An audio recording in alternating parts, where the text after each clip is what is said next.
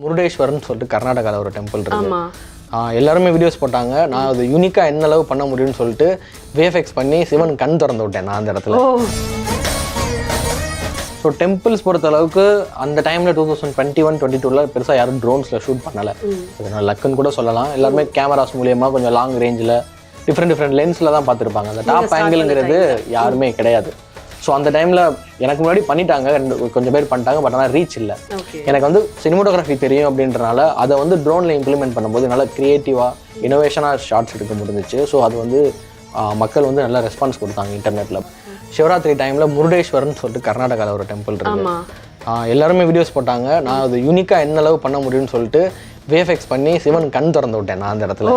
விஎஃப்எக்ஸில் இந்த ஃபஸ்ட்டு ஒரு 3 செகண்ட்ஸ் வந்து பார்த்தீங்கன்னா டக்குன்னு சிவனோட ஐ ஓப்பன் ஆகும். ஸோ அந்த வீடியோ வந்து பயங்கர ட்ரெண்ட் ஆல் ஓவர் இந்தியாவில். நான் எடுத்த மாதிரி இது வரைக்கும் யாருமே அந்த டெம்பிள்ஸ் பார்த்தது. முருகன் வீடியோ டிஃப்ரெண்டாக இருந்துச்சு.